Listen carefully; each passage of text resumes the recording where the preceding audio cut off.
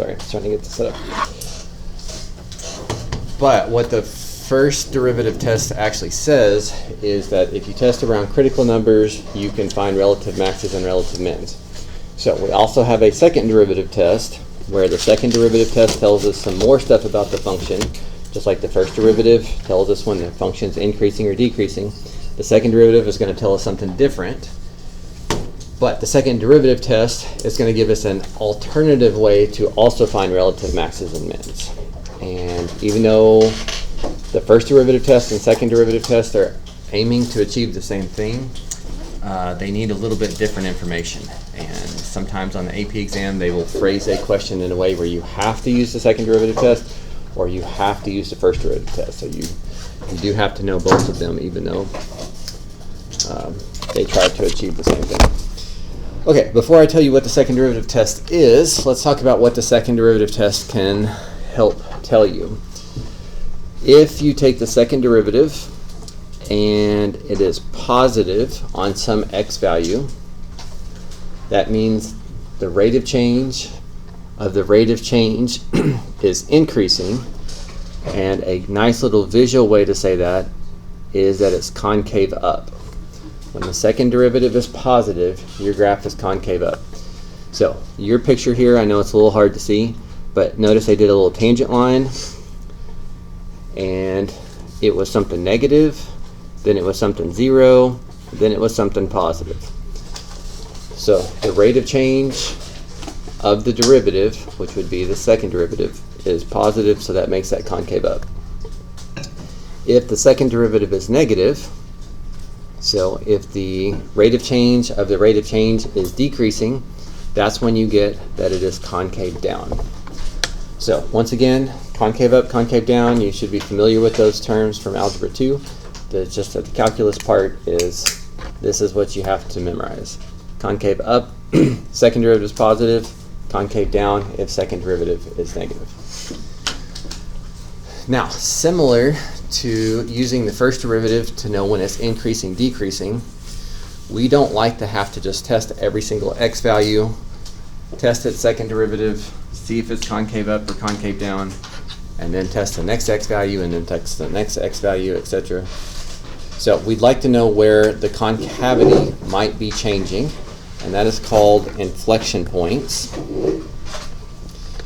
So inflection points with the second derivative is similar, not the same, but similar to critical numbers with the first derivative.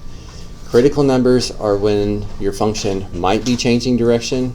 Inflection points are when your function might be changing concavity. Concavity is just a general term for whether it's concave up or concave down.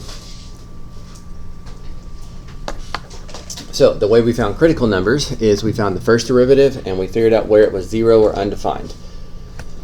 To find candidates or possible inflection points, because this doesn't guarantee that it's an inflection point, we need to figure out where the second derivative is 0 or undefined. So you can start to see some of these definitions are very similar to each other, but their differences are very important. Critical numbers are when the first derivative is 0 or undefined. Inflection points might occur when the second derivative is 0 or undefined. So just because that's true doesn't guarantee that it's an inflection point. You need to actually test the concavity around the inflection points to be sure. Okay, so let's look at a few examples. So example 1, this one has an inflection point at x equals 0. So again, just real basic function. Obviously the functions are usually harder, the derivatives are going to be harder, the algebra is going to be harder, but the calculus part is what we're trying to focus on here. If I asked you to find out if this has any inflection points, you would have to say, well, inflection points sometimes occur when the second derivative is 0 or undefined. It's just not guaranteed. So you basically do the same work as critical numbers, but you go one more derivative further, and x equals 0. Now one thing that can be kind of confusing here, if this was work for a critical number, this guarantees it's a critical number. It wouldn't guarantee it's a relative max or relative min. This work to find an inflection point this is still up in the air. I still don't know if this is an inflection point.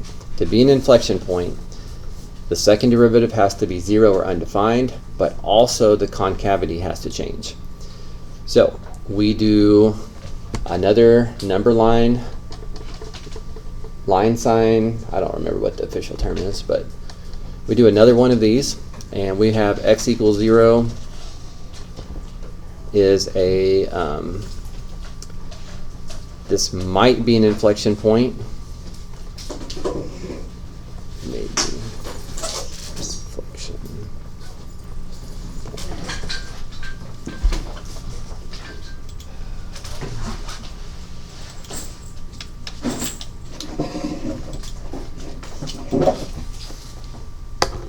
But it's not guaranteed. So to be sure, we need to actually test the concavity as well.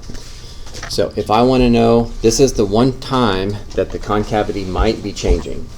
So to know what the concavity is to the right of this, I need to just plug in some number into the second derivative. That would be 6 times 1, which is positive 6. And again, I still don't care that it's positive 6. I really only care that it's positive.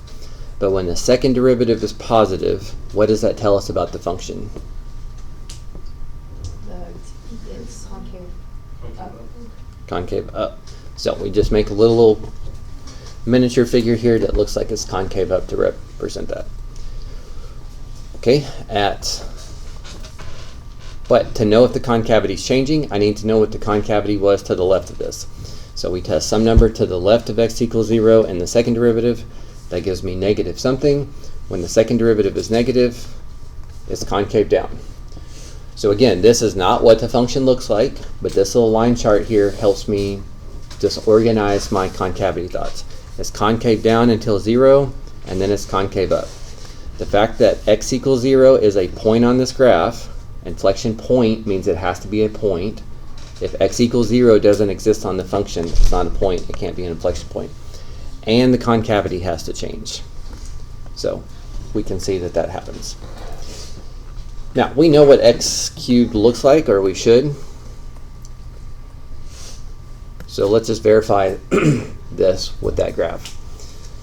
Through this little bit of calculus, we were able to see that it's concave down until 0, and then concave up after 0. That's what that work is telling us. So the only places where the concavity might be changing are where the second derivative is 0 or undefined. So that's going to be the bulk of the calculus and algebra.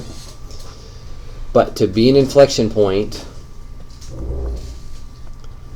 you actually have to see that the concavity is changing before you call it an inflection point. It's just a potential inflection point or possible inflection point until you test.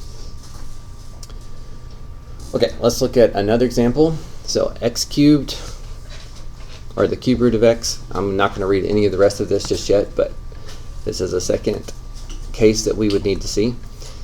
If I was asked, does it have an inflection point, or when is it concave up, when is it concave down, any of that kind of stuff, I really need to see this line chart. So I would need the first derivative,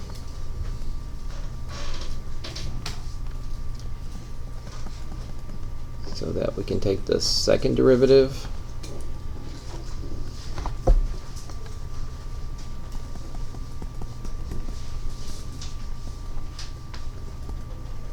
and you might want to rewrite it. I don't know. It's really kind of up to you.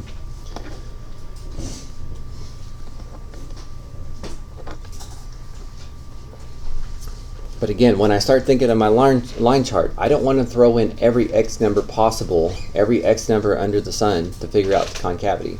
I need to know when the concavity might be changing. That would be the possible inflection points. And then I can just test around that. So inflection points occur when the second derivative equals 0. Negative 2 never equals 0 though, or undefined. So this one would be at x equals 0. X equals 0 might be an inflection point. I do think it's important that you guys write the word might, because if you just assume that's an inflection point, that's going to be trouble for you later. So what's going to make an inflection point is to check to see if it's a point. X equals 0 is a point on this graph, so that tells me it's a point on the function. But to be an inflection point, the concavity needs to be changing as well. So to know about concavity, I need to be plugging numbers into the second derivative. So if I plug 1 into the second derivative, I get a negative over a positive, which is negative. And what do we know about the function when the second derivative is negative? It's concave downward. Concave down. And then I have to test over here to see if it changed or not. So if you'd rather do the second derivative at negative 100, you can. It's just going to be harder arithmetic, perhaps. But trying to plug in negative 1 gives me a negative over a negative, good, which would be positive.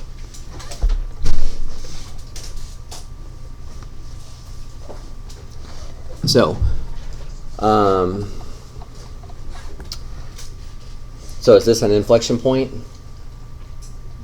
It's a point on the function and concavity changes, so now I can cross out the word might. I can be confident that it is an inflection point. What I want you to get out of this example, comparing example 1 to example 2.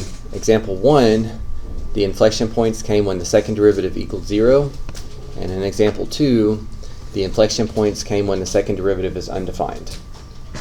Just because the second derivative is undefined there doesn't mean that the point doesn't exist and doesn't mean that the concavity is changing. And you may not know what this one looks like, but this original graph, the cube root of x, looks like this. So our calculus just showed that it should be concave up until 0, which confirms with the graph, and then concave down after 0. Concave down after 0. So all that looks good. Of course, normally you don't know what the graph looks like though, so you can't rely on that. Okay, one more example here. All right, so now we're going to see a place where the second derivative is 0 or undefined, but it turns out not to be an inflection point. Okay, so if you needed to know where this guy is concave up or concave down, or if you're trying to find inflection points, those are both applications of the second derivative. So you're going to have to take the derivative and the derivative again. Occasionally product rule, quotient rule, often chain rule.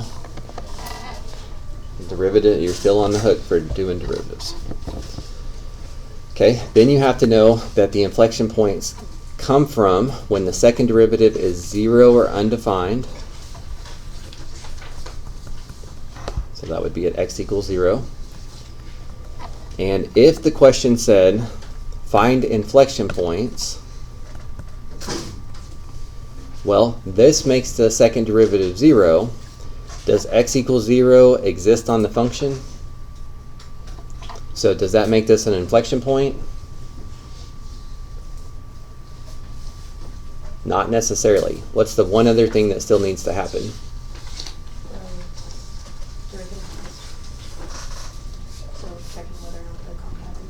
Right, you got to make sure that the concavity changes. So you actually have to test and see what is the concavity over here. Second derivative's positive, concave up. Test the concavity over here. Second derivative is positive, concave up.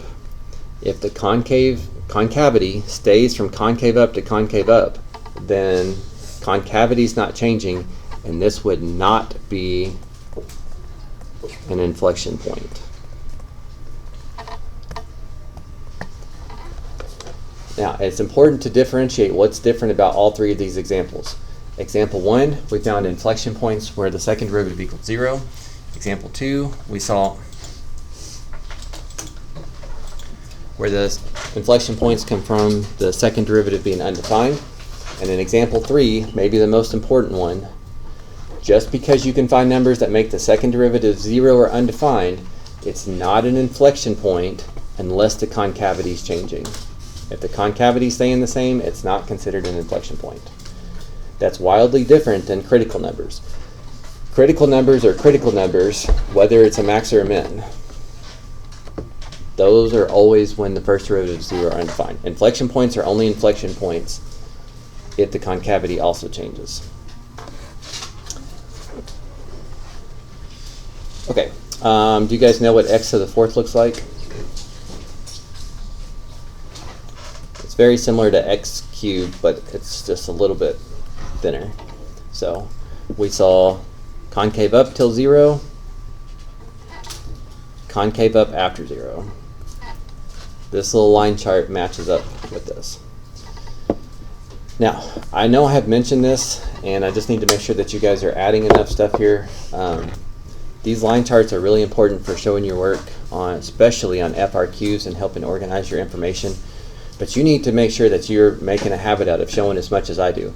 If you just do this, if you just put a -1 here, that's probably not explaining what you think it's explaining. I can't think that you know that this is concave up at x equals -1 because why? I have no idea.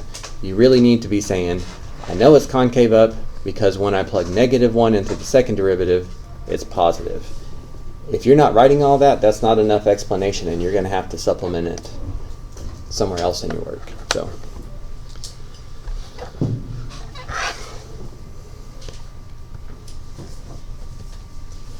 Okay, so those are some applications of second derivative. Knowing whether the second derivative is positive or negative tells you if it's concave up or concave down. If the concavity changes at a point, we call it an inflection point.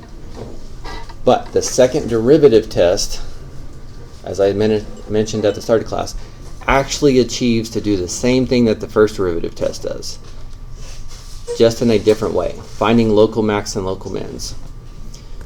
So what does a graph look like if the first derivative equals 0? It's horizontal. Okay, it's temporarily horizontal. So let's say if we have a concave up function where it's horizontal, so concave up, the point where it's horizontal, they're calling C, x equals C. If we know this is a horizontal placement and we know it's concave up, what kind of point does that guarantee that's going to be? A local min. It's a local min. If your graph's opening up and you know it's horizontal at that moment, the second derivative test tells us that it's a local min. Likewise, if it is a concave down and horizontal, again, if you just make that visual, it makes it a lot easier to see. That guarantees that top point is a local max. One problem with the second derivative test, though, is that it doesn't always work. Because this can be changing when the second derivative is 0 or undefined. But if the second derivative is undefined, I don't really know if it's concave up or concave down. So that kind of throws a wrench into it. So first derivative test always works, second derivative test sometimes works. Okay, so let's do this one. Example 4.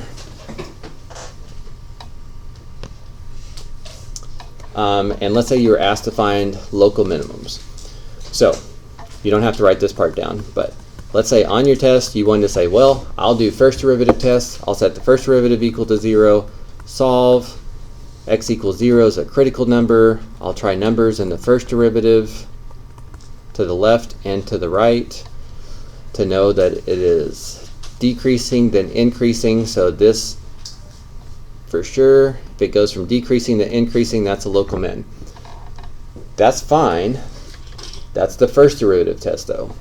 The second derivative test, you need to think about the second derivative.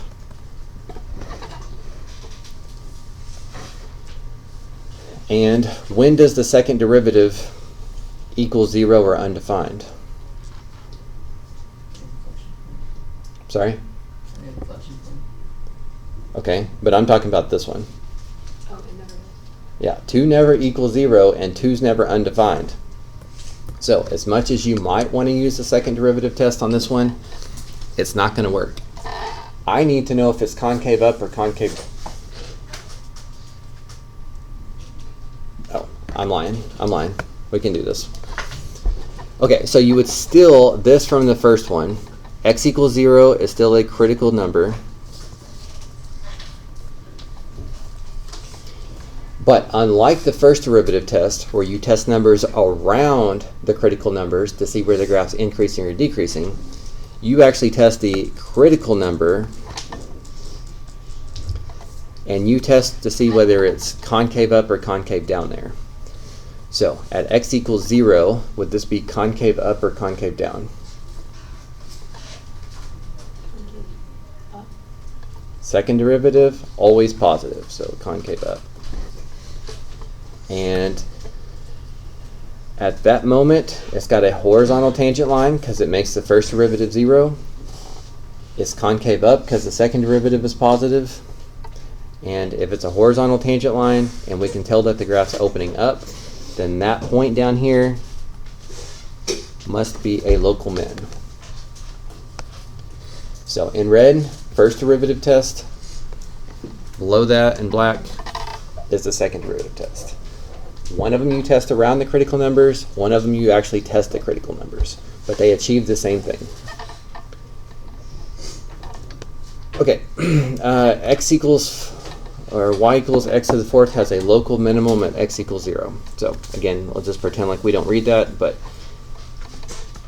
we could do, here's the first derivative. The first derivative is where you get critical numbers.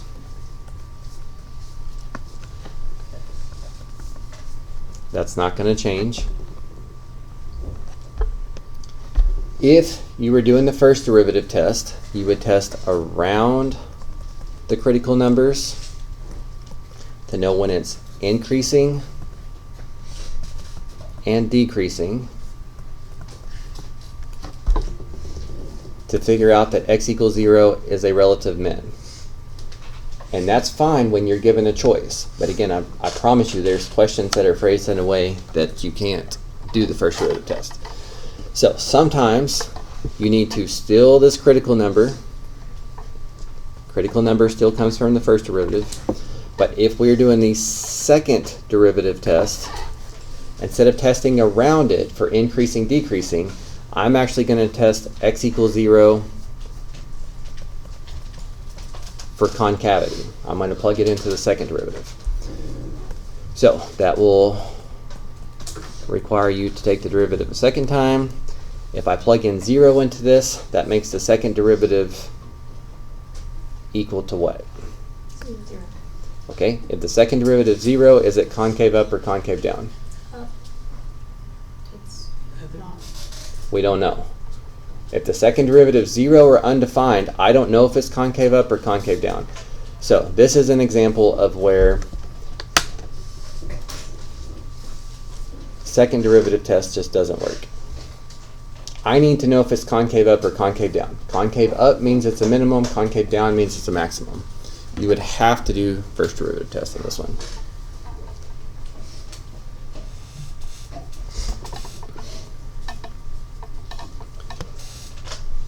All right, and finally, use the second derivative test to find the local extreme points of this.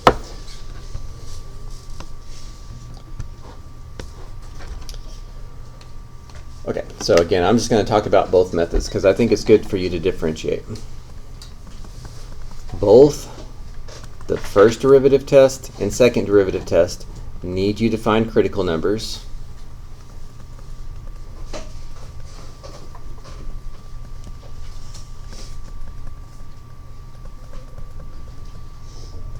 So of course the derivatives can be challenging sometimes, the algebra can be challenging sometimes, but it looks like there's 2 times on this one. The square root of 3 is a critical number. I guess I should say x equals. And x equals negative square root of 3 is a critical number. You need the critical numbers whether you are doing first derivative test or second derivative test. So I'm just going to copy this down again. The difference is the first derivative test, you're going to plug in numbers around the critical numbers into the first derivative.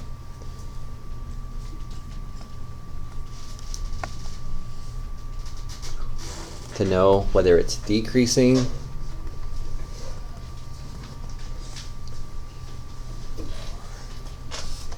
or increasing.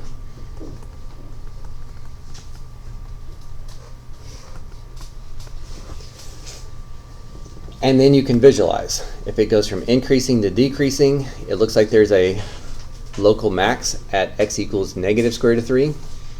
If I needed to know that value, I actually have to plug that into the original function. At x equals square root of 3, it goes from decreasing to increasing. So I can visualize that that would be a relative min. Relative min at x equals the square root of 3. If you needed to know the relative min value, you're going to have to plug that x value into the function. And then to do the same stuff with the second derivative test. Second derivative, instead of testing around the critical numbers, you actually test the critical numbers themselves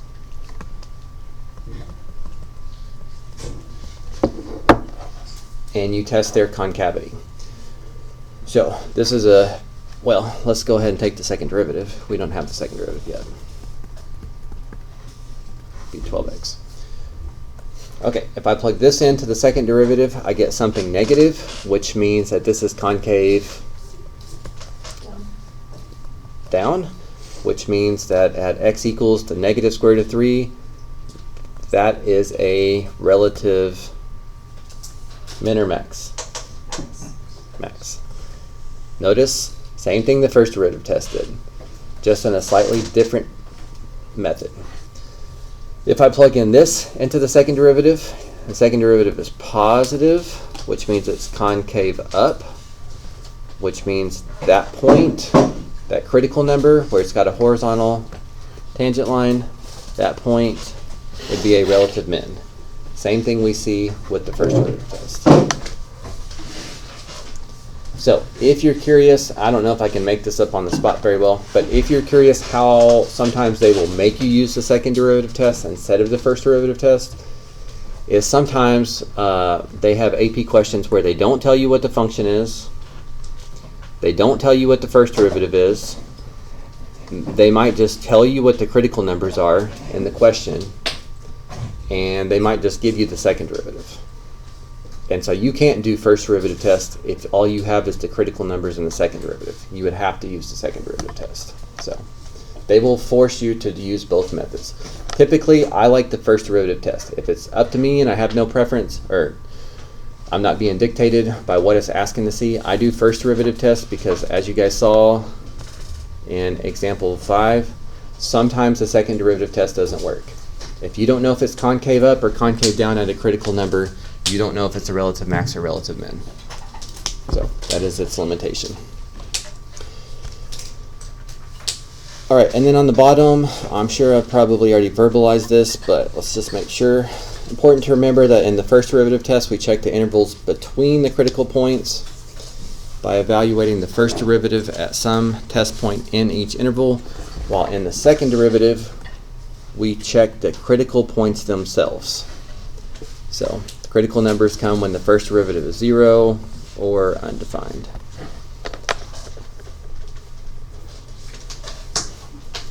Okay, so scan that for just a second and see if you guys have any questions you'd like to ask before we look at the other one.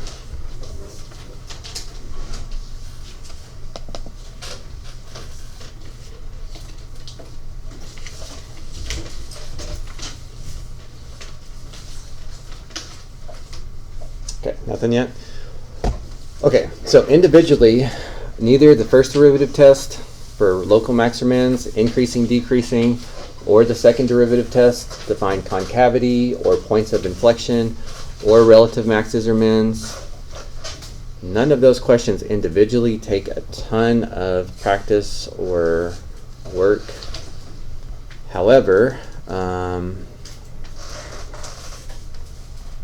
it does become an issue where you have to keep all this information separate. You have to know when you would use the function, when you would use the first derivative and when you would use the second derivative. So let's look at a couple of these first ones together, and then I will let you guys. Oh, so the practice I want you to get is the circuit, because the circuit's going to make you switch up. Some questions are about increasing or decreasing. Some questions are going to be about concave up or concave down.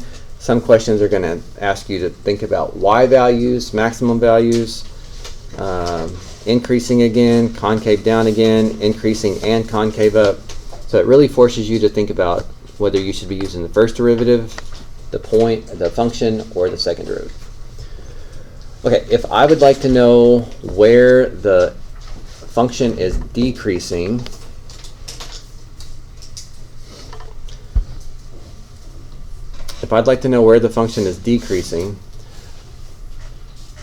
how should we go about doing that? Take the first derivative and set it equal to 0. Okay, so when you say take the first derivative and set it equal to 0, you are finding what? The critical numbers. Very good. The critical numbers, which are important for both the first derivative test and second derivative test. This is a critical number. Why is it important to find critical numbers, though? What is special about critical numbers that's supposed to help us with this? That's just the point where something about the graph changes. Okay, that's the only place where the graph might change directions. We don't know for sure, but this is the only place that might change directions. So this is about 3.5, so I would need to try a number like 4. Should I plug 4 into the function, the first derivative, or the second derivative? First derivative. First derivative. You want to know whether it's increasing or decreasing. That's first derivative work. So plug that in over here. We would get something negative. So I know it's decreasing during that time. Okay, over here, I could try 0. Anything to the left of 3.5, 0 is just easy. That gives me something positive. And when the first derivative is positive, you know your function is increasing. So the answer to this question, when is f decreasing? It would be from 7/2 forever to the right. If you want to know increasing, decreasing, you should be using the first derivative. If you want to know concave up, concave down, you should be using the second derivative. If you want to find relative max or mins, you can use first or second derivative tests, whichever one you think is more appropriate or easier. Okay, and I think that's about it. Okay, any questions about this number 1? Okay, if you guys would humor me with just one more maybe, and then I'll let you work a little bit more at your own pace. So here's card number 2.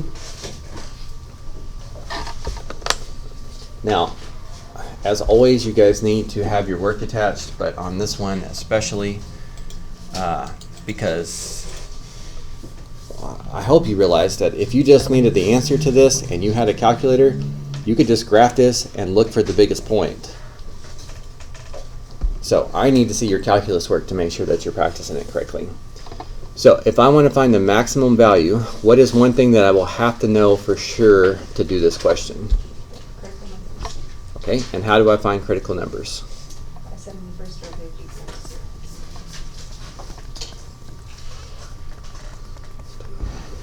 Or undefined.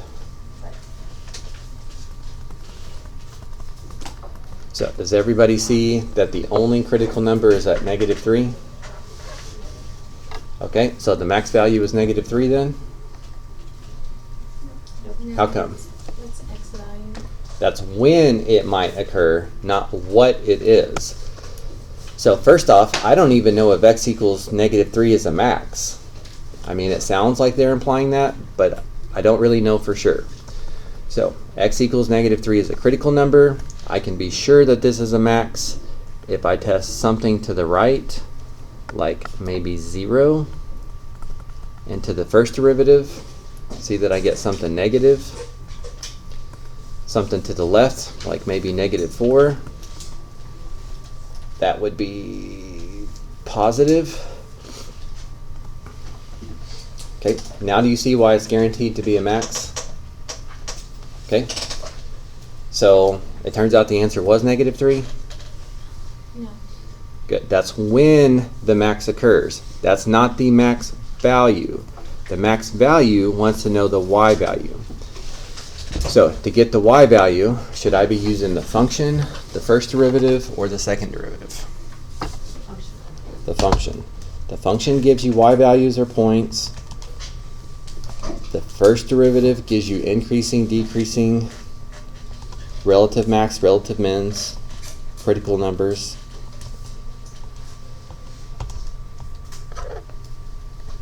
And I'm using my calculator for the arithmetic. I'm not worried about the arithmetic. You guys are welcome to use a calculator on the arithmetic part. I mean, I guess it's not bad practice for you, but don't just go to the graph and get the answer though. I need to see a line chart. I need to see that you thought -3 was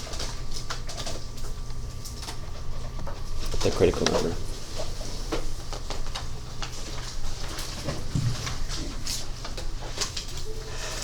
Okay, so pick up from there, please. Go ahead and try the next couple. I don't think I have any of the videos of this worked out on the website, so I would like to try to do a few more of these on the board. But let me give you a chance to try a couple, and then we'll see if anyone gets stuck on number 3 or number 4, and we'll go over the ones we need to go over.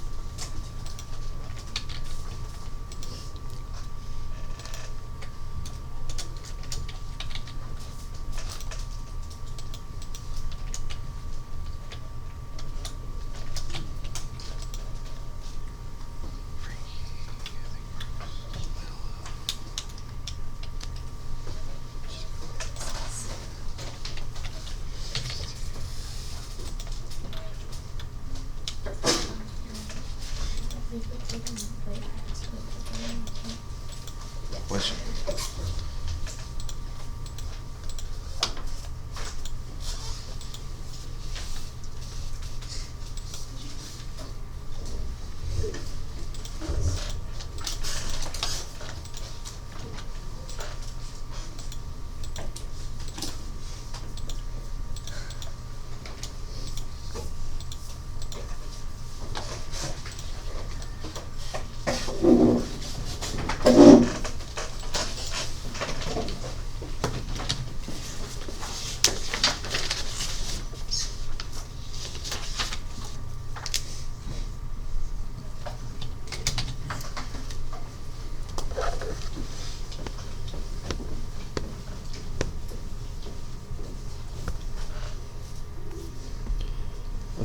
Does anyone need help with box number 3? Okay.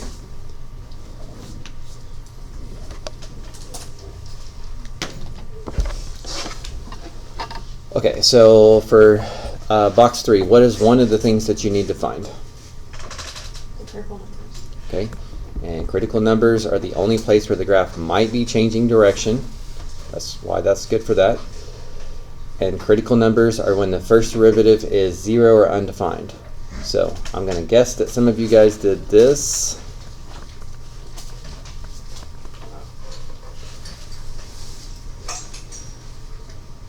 But what's wrong with that? It's the second derivative. Right. They actually gave you the first derivative this time. That completely changes your approach. That one little tick mark completely changes whether you don't even have to take a derivative on this one. You need to know that critical numbers come from when the first derivative is 0 or undefined. So that looks like 0 and 1/2. To visualize this and just to make good habits so that we do this correctly on FRQs, make a little line chart. And again, you need to understand why critical numbers are important so that you understand why we did that. Critical numbers are the places that might be changing directions. This guy is not going to change direction at x equals 1 because x equals 1 is not a critical number. These are the only places that might be changing direction.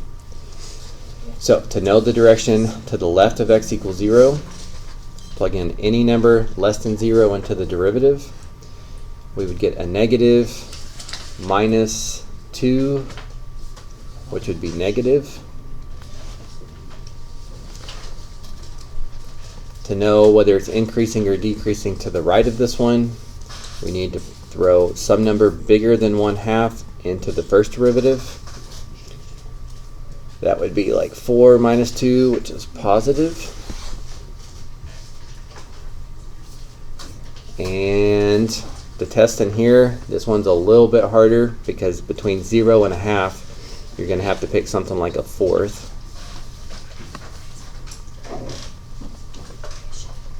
Less than 0, bigger than 0. Okay, if I try to plug in a 1/4, again, and sometimes it's easier to look at the factored form, by the way, than this form. Plugging in a 1/4 here and here and trying to figure out if that's positive or negative might be a little bit harder, but you could also plug it in here. Plugging in a 1/4 here gives me something positive. Plugging in a 1/4 here gives me something positive. A positive times a positive is positive. Okay, so this line chart is very good to let me know that there's a relative min at x equals 0, but this question's not even asking that. It wants to know when is it increasing. So that's going to be from 0 to what? Is it increasing at x equals 1/2? It's 0 at x equals 1/2. So it's really increasing from 0 to 1/2, and then increasing again from 1/2 to 1. At x equals 1/2, it's not increasing. At x equals 1/2, it's either undefined or vertical or horizontal, but not increasing. Would it be 1/2 to infinity? Yes, 1/2 to infinity. Thank you. If you plug 1/4 into the derivative, isn't it false? Isn't it negative? If I plug in a 1/4 here, that's positive. If I plug in a 1/4 here, that would be negative. You're right. Yeah, sorry. That would be negative. So the only increasing time was 1/2 to infinity. Okay. That look better? Now, I'm thank you for catching that mistake there, because I think it's good for y'all to see from class yesterday. There's lots of little times. It's better to do slow quality work than it is to try to fly through and make a bunch of mistakes and have to redo a bunch of stuff. So Just like plugging in this, I plugged it in just a little bit too quickly, which almost made me get the wrong answer. And I'm willing to bet that the answer I wrote down may actually be one of the answers on the worksheet, because they do a pretty good job of that. Okay, are we all in agreement that this is the increasing time now?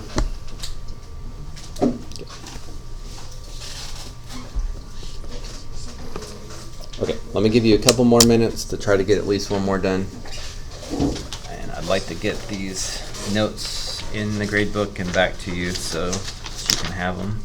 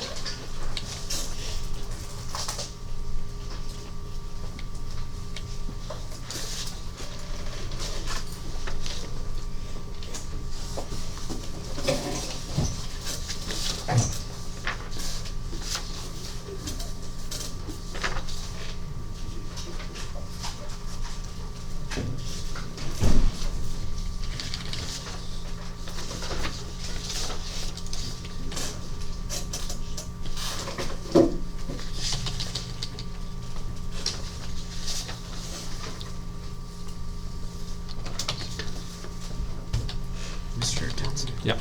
I wasn't here last class, and I thought that they were due on the 30th.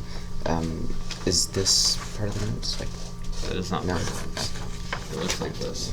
Okay.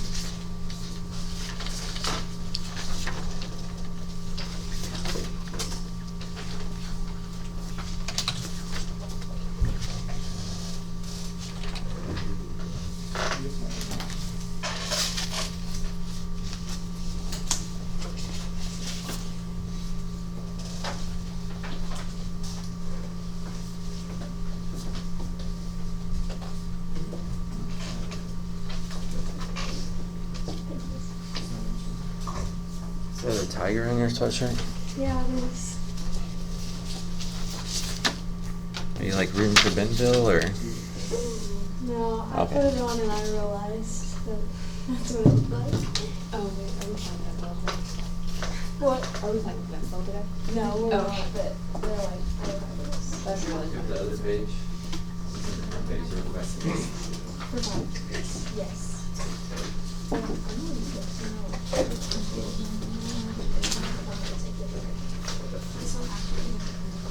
Put the critical number on the number line, and also a bunch of them. And then just like put the two numbers like to the right of it and to the left of it, put the one.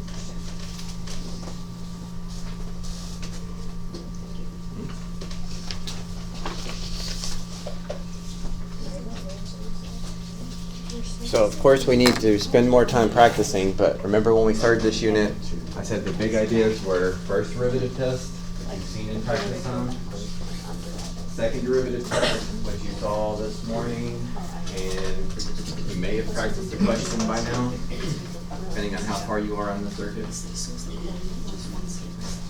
Green value theorem and mean value theorem. I got Which you have seen, but not really practiced.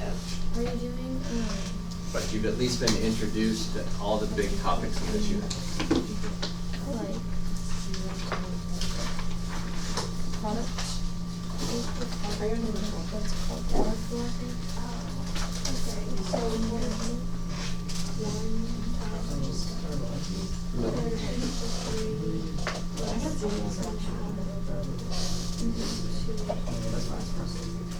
Oh, yeah. No.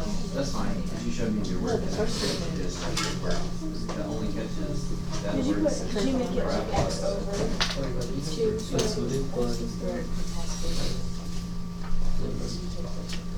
Yes. When I put all the other stuff that I did. Like, and on a test, on a multiple choice, you're supposed to do that. We got square root of X plus X Occasionally, over it's two square root of X. it's number 3. And you have a 3 on the bottom, so you've got 9 on the top. 3 to 1 half.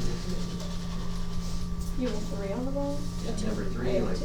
you don't even know what the function is, so you can't do it the same way. So my only concern is that you may not get enough practice. Oh, do I put equals? I'm not concerned about the first. You say do it like over again. Do I multiply both of them by? Well, I can't do that because then it takes away this denominator and then puts this one, takes this one out.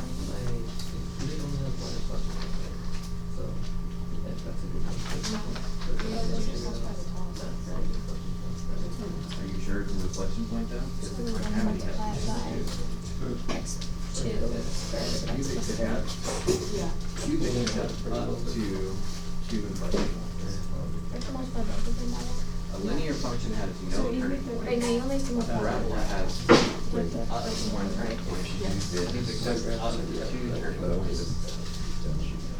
So it should just be I'm sorry, but times x plus 3. but you still don't know for sure that that's an inflection point. No, isn't it cubic? Isn't it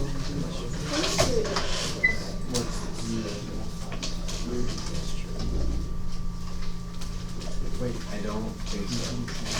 I'll have to think of the counter regardless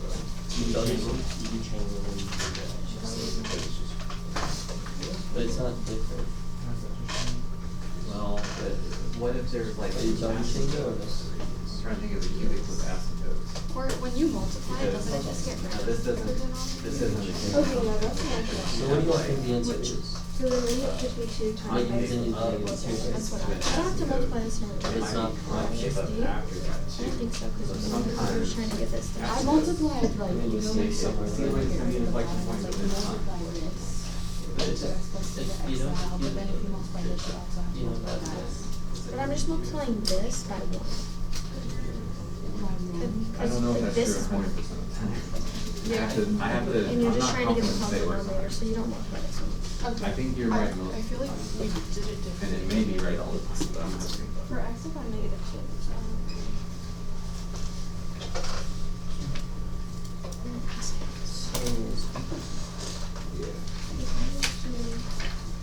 I didn't mind Keep when I your was in classroom. Sweater half off. I did. Good. Yeah, Google Classroom is fine. I also have a question. What number are you on? 6. Okay. What number is which one is number 6? Because I don't. very back on the bottom. Well, that's the problem. No. Yes. This one? Yes. Yeah. Okay, let's go ahead and do it together. If you're not to this one, number 6 yet, you might want to jump to it because it sounds like other people have something about it that seems harder. So let's see. I will record it too, though, so you can watch it later if you need to. Okay, so on what intervals is this decreasing? So if I want to know where a function is increasing or decreasing, what calculus thing do I need for that? First derivative. Okay, so first derivative. So my first concern would be that you took this derivative correctly. This has to be product rule. It's x times the square root of x plus 3. You can't rewrite this with algebra or exponent rules. You have to do product rule.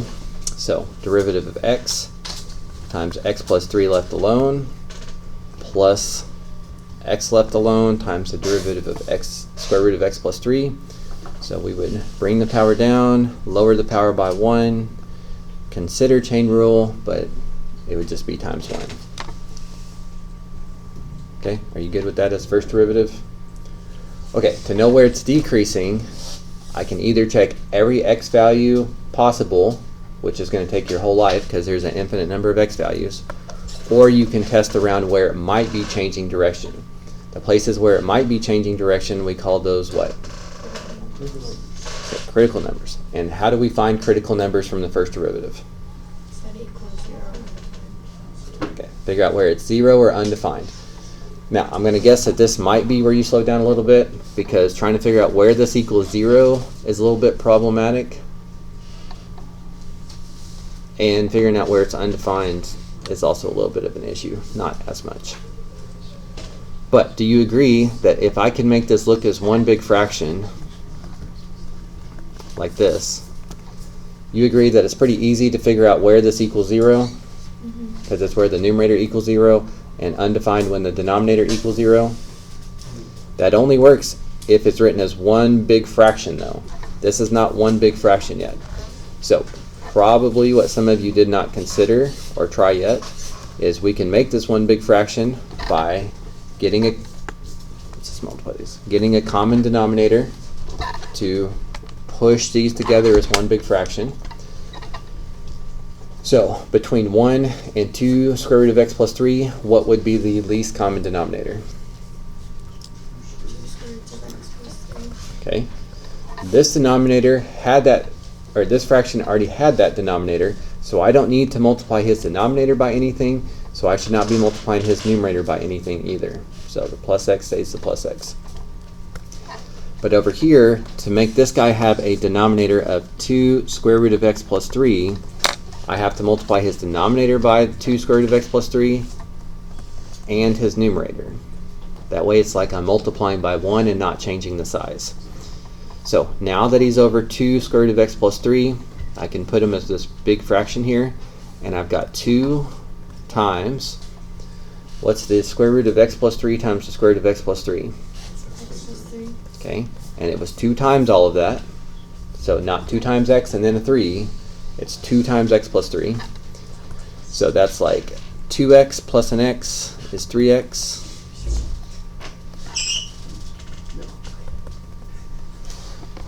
You can simplify that more if you'd like to. You could factor out a GCF out of the top, but this is plenty fine for me. Because if we needed critical numbers, I needed to figure out where this equaled 0. And now that it's one big fraction, I can just figure out where the numerator equals 0 and where it's undefined. And since it's now written as one big fraction, that would be where the denominator equals 0, which would be at x equals -3.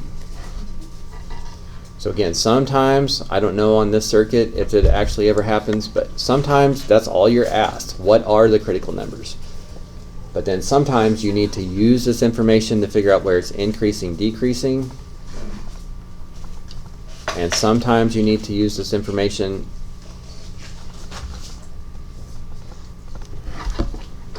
to figure out relative maxes and relative mins.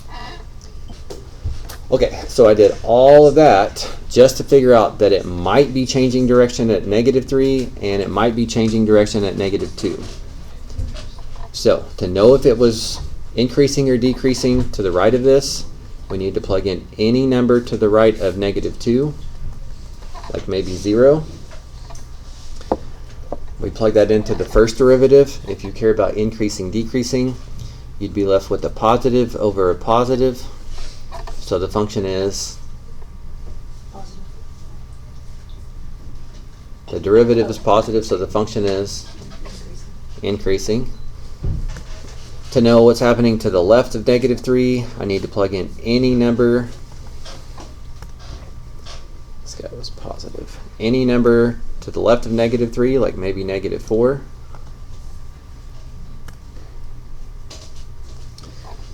And again, luckily, we don't have to get a specific number. We just need to know if it's positive or negative. So plugging in -4 to the numerator goes negative. When I plug -4 into the denominator, what happens? I'm sorry, one more time. It's imaginary. You get the square root of a negative number. And where do imaginary numbers show up on your graph? As asymptotes. No, imaginary numbers don't show up on your graph. Something like 2i is nowhere on your graph. So what that means is x equals -4. If it doesn't have a slope over there, then, and it didn't have a time to change direction because there was no critical number there, I bet that part of the graph doesn't exist. So I'm going to put an X there. We'll graph it in just a second. I bet it doesn't even exist left to -3. Okay, and then this one's a little scary because between -2 and -3, I don't know, we could try -2.5. That's a little harder to do without a calculator, but that would make the numerator negative, the denominator positive. A negative divided by a positive is negative. So, when is my graph decreasing? Between -3 and -2.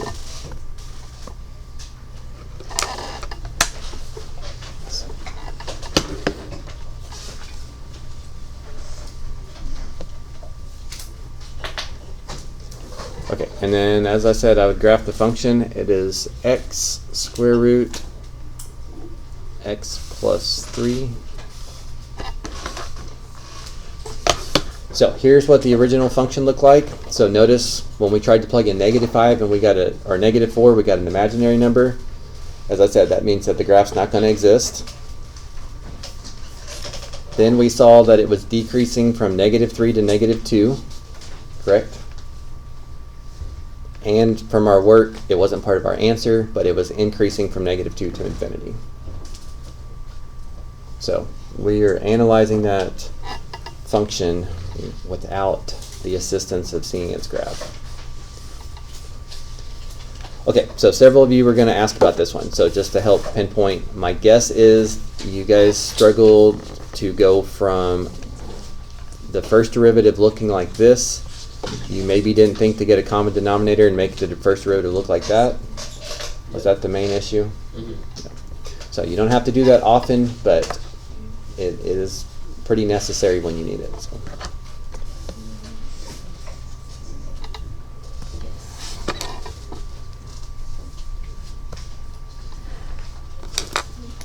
Okay, that one was a little bit more involved. Harder derivative, little harder algebra. After that should have been pretty consistent though. Is there any follow-up to number 6? Okay, I know I skipped from 3 to 6. Did anybody get stuck on number 4 or number 5 and want to work those out with me on the board? Number 4, number 5?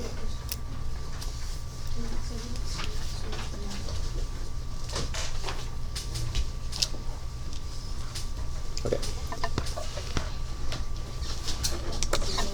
I'm gonna give me just a second here and then I'll start coming around so I can see specifically what things might be holding you back.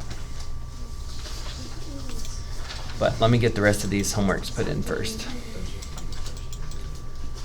First one to second one, the second one to first one, the second one.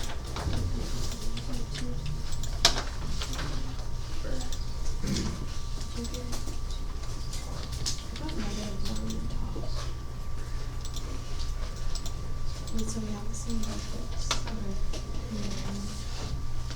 So the first is so 1, so 0, and then we need x plus, and we need that one.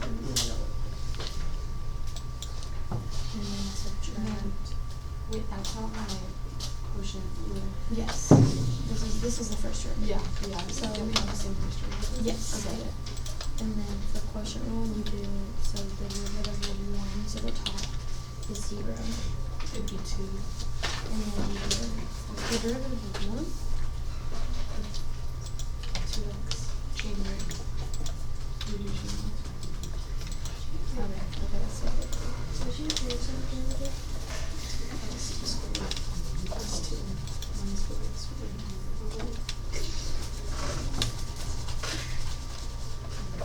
figured the volume is the same. Maybe just go Wait, no. Yeah, that should be minus 4x squared. I don't know. It's the same thing.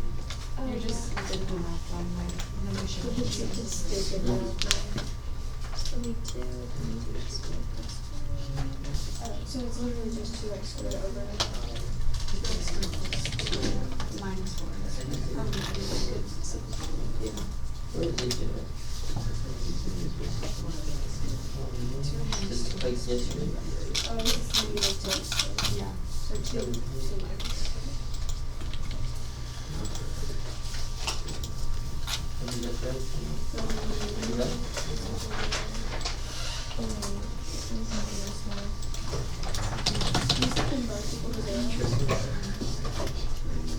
Yeah. But then I just simplified that. So 2x. And this should be squared.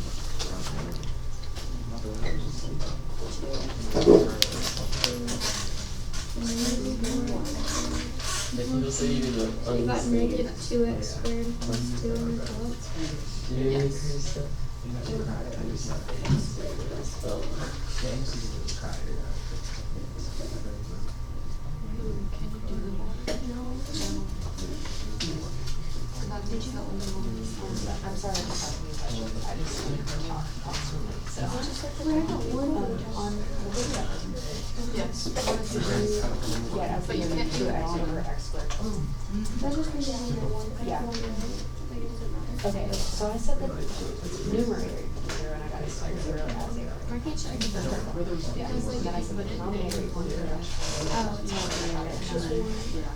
Yes. So do you think that means that it just doesn't exist, They gave me that three, the so I function think doesn't that's exist what I at?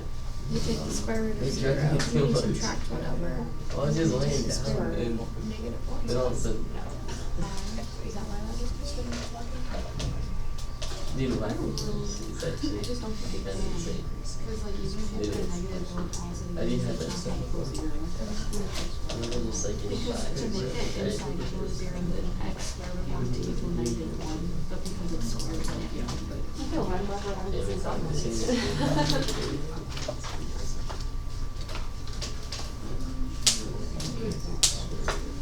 You have to do both. Because it's decreasing and complicated. Is that, yeah, it's in the. Wait, I thought Maybe I should just. Yeah, you're just so like happy. X equals 1 is Not happy. You're just so busy. You're so busy. So, okay, wait, so you just need the maximum, right? So you can just find the second derivative. You can find the, no. the second derivative of negative 4. So if you find the maximum, then the maximum, right, no, concave down, right? So you just need. So we gotta do the math. So So you do need decreasing So from do like math. decreasing from 2 to 4. Yeah, so I'm gonna use x Yes. equals 0. And then I'm going You to, know, then So the second derivative of 2 is 2x squared. If you put negative 1 into that, you get 0. double So I side. just do it. What's supposed to? I got 2 0. I got 2 0. Wait, now I got, yeah, I got 2. And then I got a negative for the other side. Yeah, I got a negative for the other side.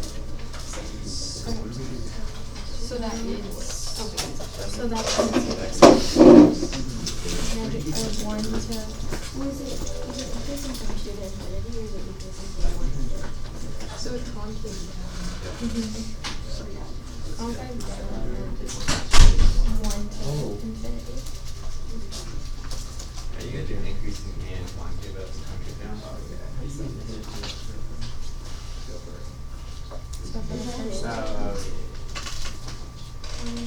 For this one, you actually just take the first and the second test. So you What's can this get one? it concave, like, Yeah, so do first derivative, figure out when it's decreasing, and then use second derivative, figure out what's concave down. and when you're doing the second derivative one, do you use the actual critical number or do you use points? So, that's okay. Depends on if you wanna use the first derivative test or the second derivative test. Second. If you want the second, you should be using the critical numbers. Okay. if you plugged in x equals 1 into the second derivative, It will tell me if it's concave up or down. yeah, and if it's concave up, it's a min, if it's concave down, it's a max. Okay. Wait, so this is incorrect.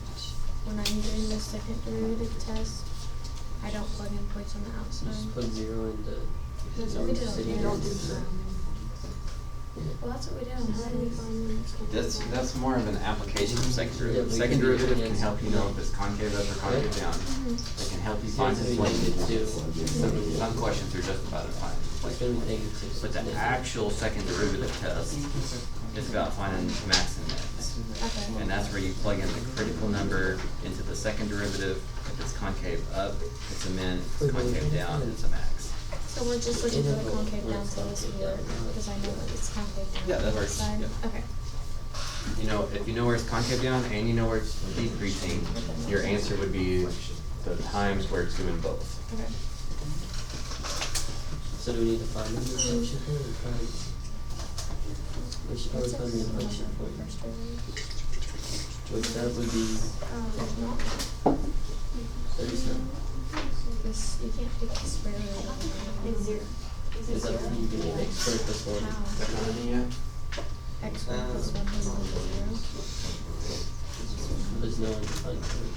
Or if you Is it? subtract one, that takes square root, and that's, you can't take square root of negative. Wait, I don't have square root over. No, it can be, but I don't think, I don't think it is. You're gonna need second derivative there. Oh. Oh, okay, that's Just first. when I plugged in 1, I got 0. Okay, well, you still need to do the line chart and test around there and see where it's But concave up first, and like, concave first down. derivative, I And have then your no answer idea. should be, you're almost done. I'm on the Wait, but what Did you find out what the critical number was? What was your first derivative? 2x over x squared plus 1. I hate this one.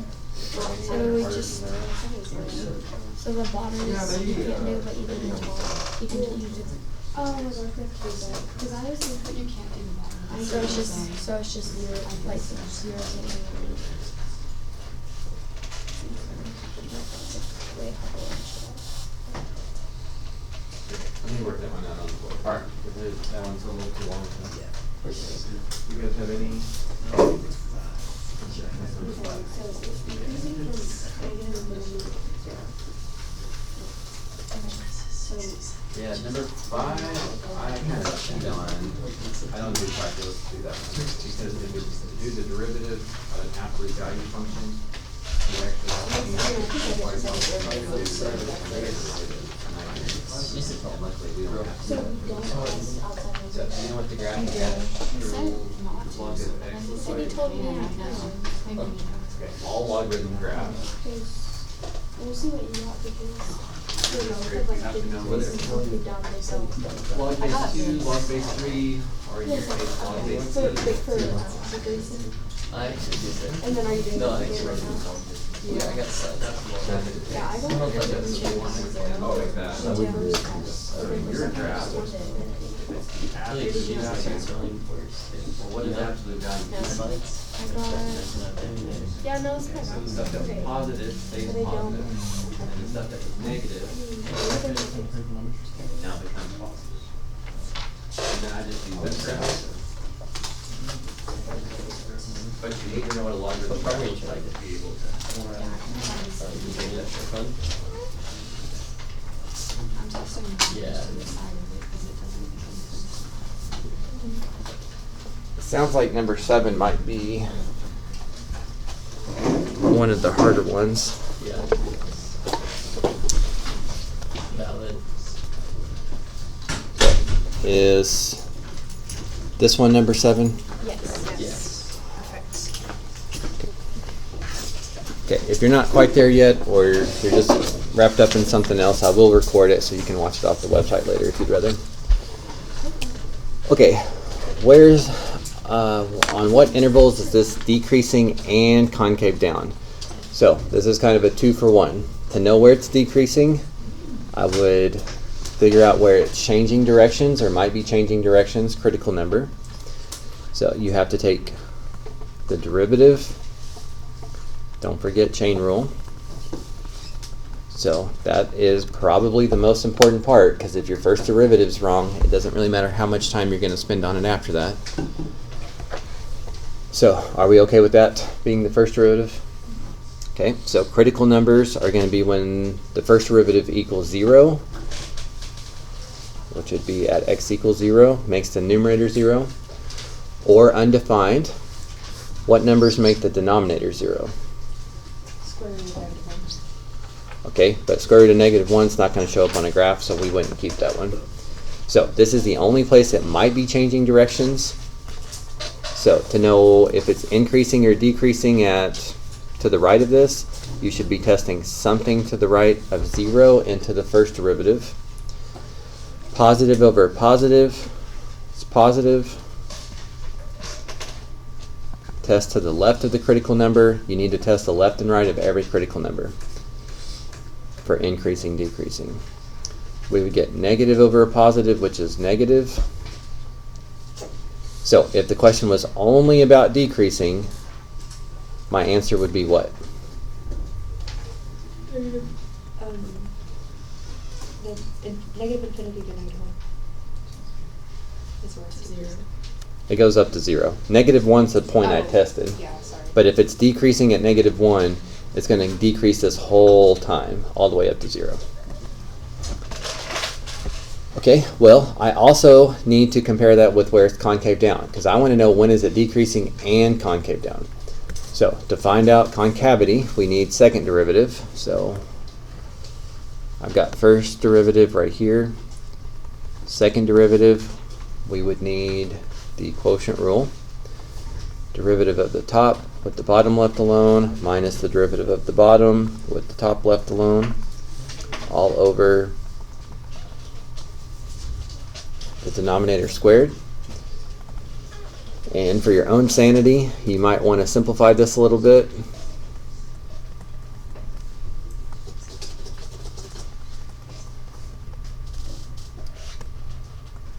Maybe just call this negative 2x squared plus 2 over that. Okay, so you surely should have known that you needed the second derivative. Is that what you got for the second derivative? Yes. Okay. So concavity changes at inflection points. Inflection points occur when the second derivative is 0 or undefined. That doesn't mean that those are inflection points, but that's where inflection points come from. So where the second derivative equals 0, since this is one nice big fraction, that's nice, it's going to equal 0 when the numerator equals 0. So that would be when x squared is 1. So that would be what? 1. When x equals 1? Good, plus or minus. You take the square root of both sides. You have to do plus or minus. You can see how important that is.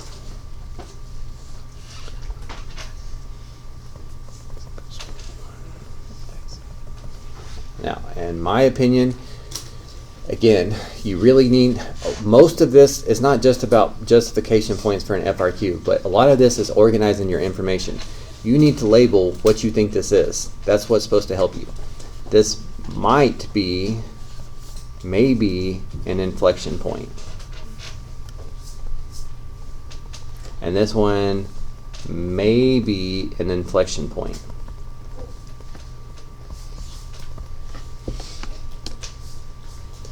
It's not confirmed to be an inflection point unless the concavity changes. Not that that matters anyway. This question doesn't ask anything about inflection points, but since we're here, we might as well talk about it because it'll help later when they do ask about inflection points. Okay, to know the concavity between these, inflection points are the places where the concavity might be changing. So we should try something like 0 in the second derivative. We would get positive over positive, which would be positive. And when the second derivative is positive, it's concave up. Throw in a number like 2 into the second derivative. We would get negative over a positive, which is negative, concave down. And okay, so does that make x equals 1 an inflection point or not? Yes. Okay. So I can cross off the word maybe now. I can see that the concavity changed. Okay, over here, I could test maybe -2 into the second derivative. So that would be negative over positive, which would be negative for concave down.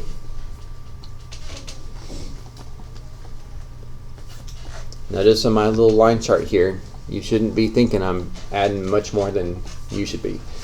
This is concave up because the second derivative was positive. This was concave down because the second derivative was negative. Now that I can see the concavity change at x equals -1, I can cross off this word maybe. I know that it is an inflection point now. To be an inflection point, it has to change concavity. Okay, so if this question was only about where is it concave down,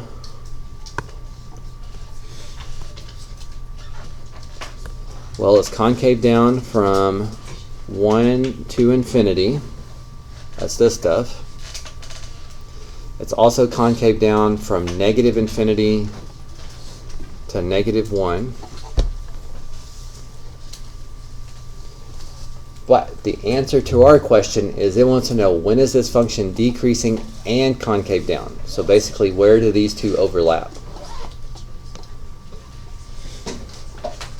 So what would that be? Negative infinity. Why not 0? Because it's not concave down to 0. Very good. It's not concave down at 0. This one is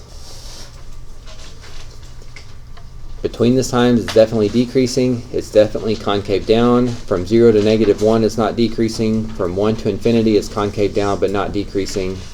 It's only both of those things during that time. Negative infinity to 0.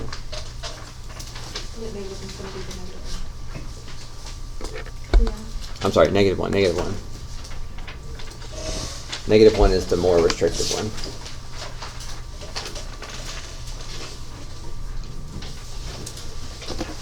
Okay, so a lot going on in that one, but I had to think about where it's decreasing and increasing with first derivative, where it's concave up, concave down with second derivative. The derivative was a little bit harder. It had chain rule. Second derivative had quotient rule. Again, those things don't go away. They just don't happen as frequently. But any final questions about number 7 before we wrap this one up?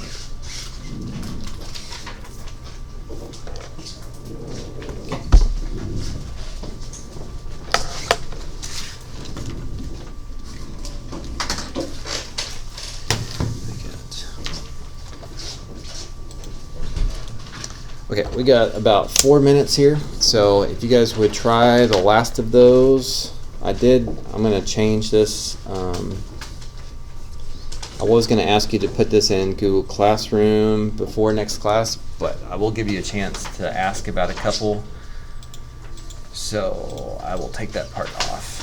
So try the rest of questions 54. When you get stuck on one, skip it, do another one. Try to narrow it down to a couple. Usually if you can narrow it down to a couple, you have a good idea of what the answer is supposed to be, and sometimes that's going to be enough. But I will let you ask a question or two next class from that. But you need to try them all to know which ones you actually need help with.